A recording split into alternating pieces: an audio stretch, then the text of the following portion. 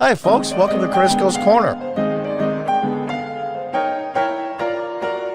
From TrendingPoliticsNews.com. Greg Abbott raises eyebrows, tells Tucker Texas is prepared for conflict. Yep, good for you. I'm lukewarm on Governor Abbott sometimes, but I got to tell you, this one, he's really stepped up to the plate. Now, you're going to see Tucker Carlson has a phone call with Governor Abbott explaining what might happen if the feds push this. In a striking interview with Tucker Carlson, Texas Governor Greg Abbott declared his state's preparedness for a potential conflict with federal authorities. The bold assertion on Friday followed the recent support ruling favoring the Biden administration's decision to open the Texas-Mexico border. They allowed them to cut the barbed wire, but they didn't say Texas could not reinstall the barbed wire. It was kind of a weird ruling because they're waiting for the Fifth Circuit Court to make a decision on a case. So let's listen to Tucker. On Monday, the Supreme Court of the United States ruled that the Biden administration is legally allowed to open the border by force to cut down razor wire along the Rio Grande sector of the U.S.-Mexico border in Texas. The usual suspects voted for this: Sonia Sotomayor, Elena Kagan, Ketanji Brown Jackson, but they were joined by so-called conservative justices John Roberts and Amy Coney Barrett. So in response to this ruling, which shocked many, the governor of Texas, Greg Abbott, drafted a letter, not simply to the administration, but to the world. And here's part of what it says. Under President Biden's lawless border policies, more than 6 million illegal immigrants have crossed our southern border in just 3 years. That is more than the population of 33 different states in this country. This illegal refusal to protect the states has inflicted unprecedented harm on the people all across the United States. Abbott goes on to say the state of Texas has the authority under the Constitution to, quote, protect itself. That authority is the supreme law of the land, and it supersedes any federal statutes to the contrary. And then states with Republican governors signed a letter pledging their support to Texas and its constitutional right to defend itself and this country. Those states include Ohio, Florida, Utah, Nevada, and many others.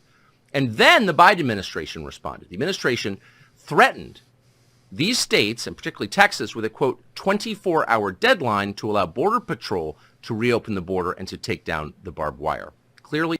Now, that's what Biden did. He gave until the 26th of January, which was yesterday, to comply with the Supreme Court ruling. Well, the Supreme Court said the feds could cut the barbed wire and open the border. It didn't say that the state could not defend itself and its border. So it's fascinating stuff. Fascinating stuff. I'm not a lawyer. I'm sure there's some legalese involved in all of that.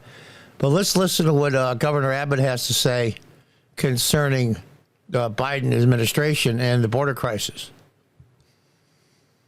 But thank you so much for joining us. If the administration declares that it plans to federalize the National Guard of the state of Texas, your National Guard, what will be your response? An unrelenting stream of immigration, nonstop. Well, first, I'll be shocked. That would be a boneheaded move on his part, a total disaster. But for one, as you might imagine, we are prepared in the event that unlikely event does occur to make sure that we will be able to continue exactly what we've been doing over the past month, and that is building these barriers, whether it be the concertina wire or other anti-crime border barriers, whatever we've been building. The Biden administration is now trying to attack us because of it. And we will continue to do exactly what we're doing to expand our denial of illegal entry into the state of Texas. With state employees, I assume, not with National Guard. But can you envision a scenario in which you would put armed state employees on the border instead of the National Guard of Texas? We do have other armed state employees on the border as we speak right this minute. And there's the Texas Department of Public Safety, as well as other law enforcement officers, as well as National Guard from other states. And you can be assured there will be more National Guard from other states and more law enforcement officers within the state of Texas and other states. And, Tucker, I just signed a new law in the state of Texas that will go into effect on March the 5th that authorizes any law enforcement officer in the state of Texas to be able to arrest anybody coming across the border illegally. Have you?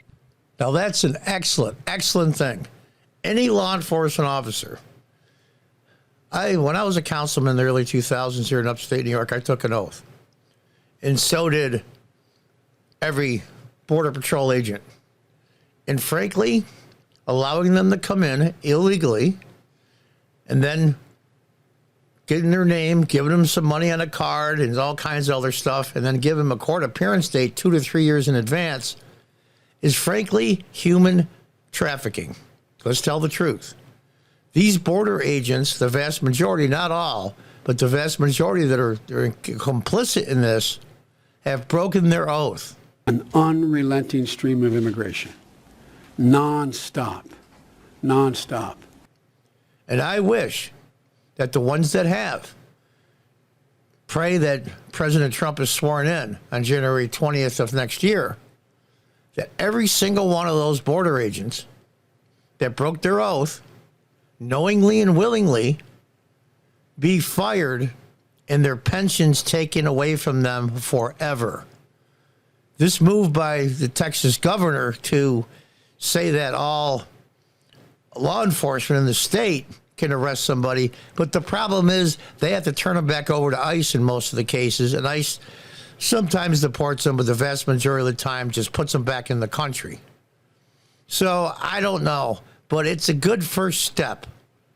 It should have been done 10 years ago. This is the reason why Trump got elected in 2016. Not the only reason, but one of the major reasons.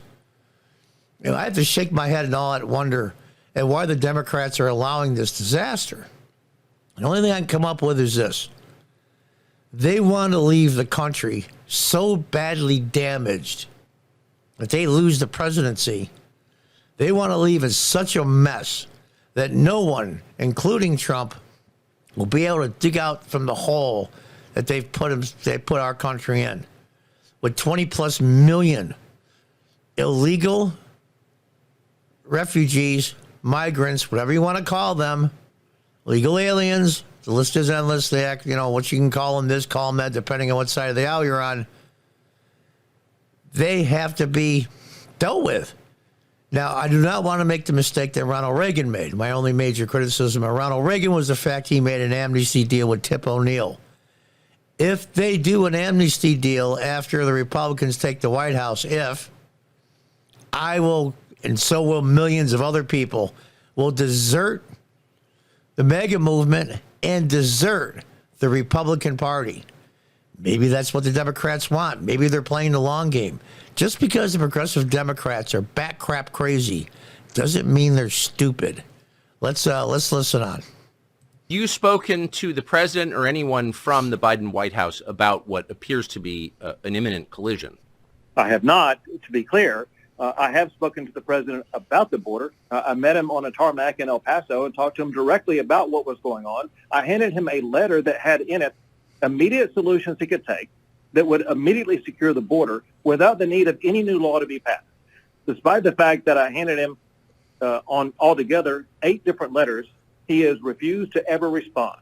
My point in telling you that, we have laid down the precursor of what's called Article 4, Section 4 of the United States Constitution to show that we have been invaded and we have demanded support from the president to safeguard our state, and they have refused to do so 8 times, and that authorized me to declare an invasion under Article 1, Section 10 of the Constitution to make sure that Texas is going to be able to use every tool in our arsenal to defend our state. An unrelenting stream of immigration. Non-stop. Non-stop. Of the couple of dozen Republican-led states who've pledged support for you, how many do you think would send National Guard to Texas? I'll be shocked and disappointed if almost all of them do not send. There have been about 10 so far that have sent National Guard or other law enforcement. They now are joined together with us, and this is a fight for the future of America, and they all know it.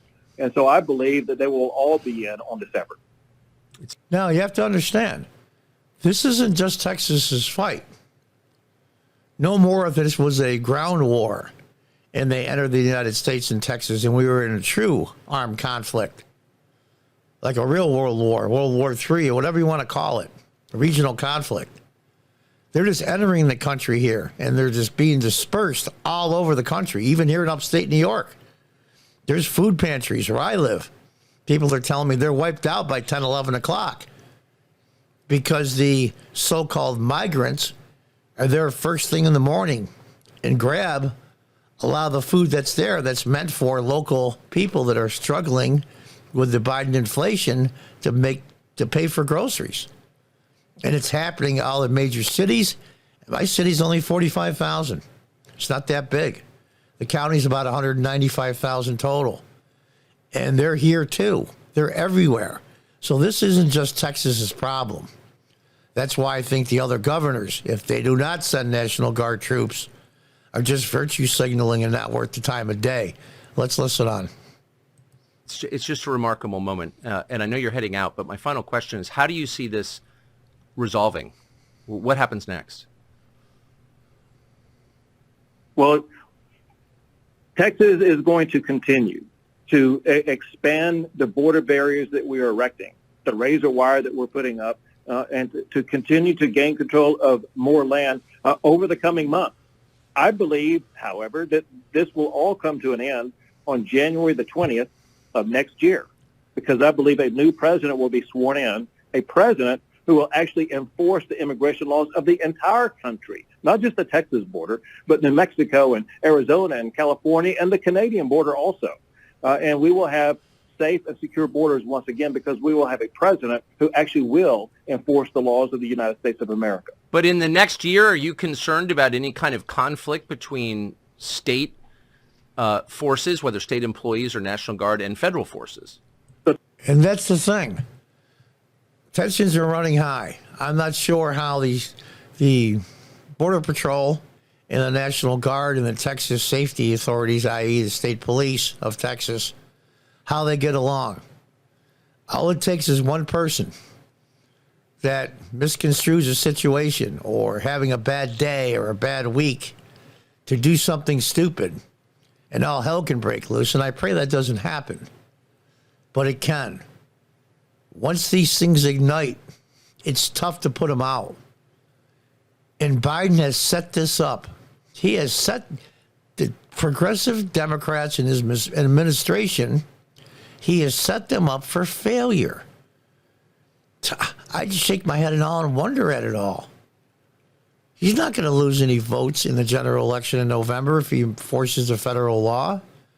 Enforce the laws we already have.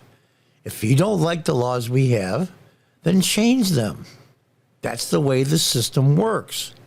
You can't just walk into the country and then when you're picked up by Border Patrol for being here illegally, get paroled on the spot, get hundreds if not thousands of dollars, in many cases free food, lodging, clothes, a monthly stipend, and a 2 to 3 year waiting period and a date for your court date to appeal your quote-unquote asylum. It's amazing to me. You just can't parole people like that. They have to be sent back.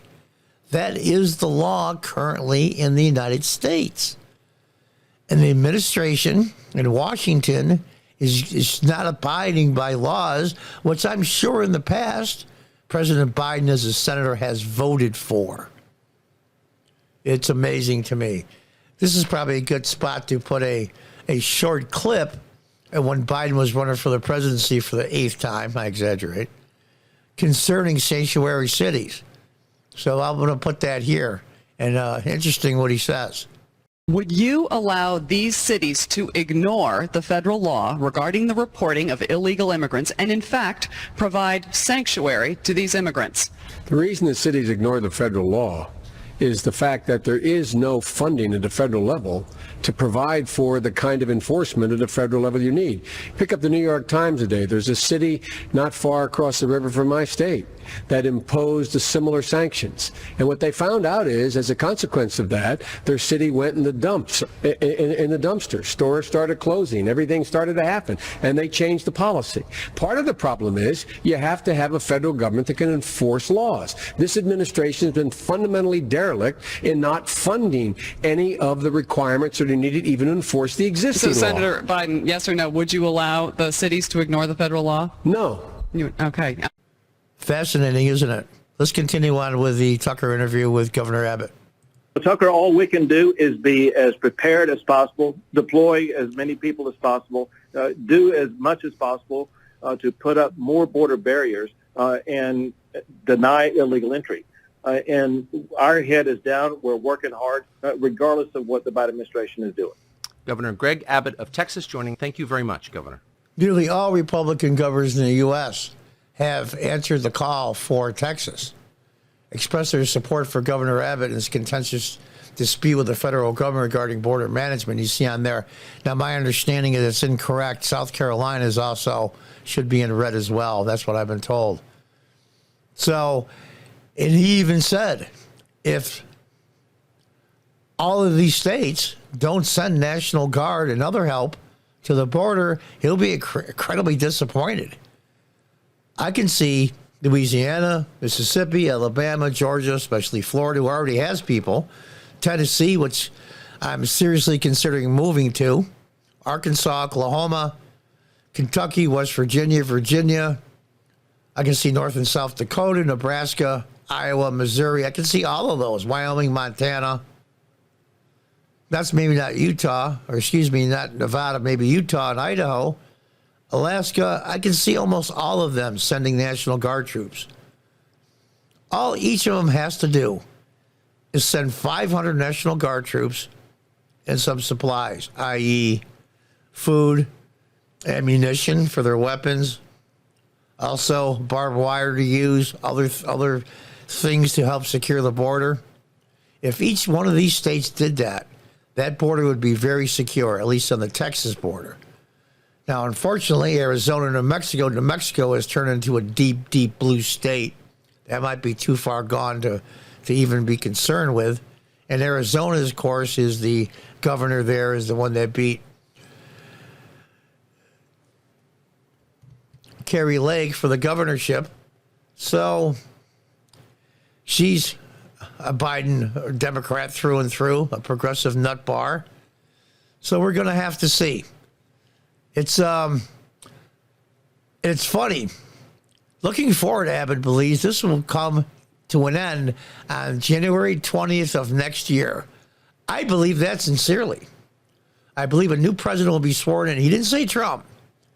A new president will be sworn in. A president will actually enforce the immigration laws of the entire country, not just the Texas border, but New Mexico, Arizona, California, and the Canadian border. I guess many are sneaking in there, but not nearly as many as the southern border.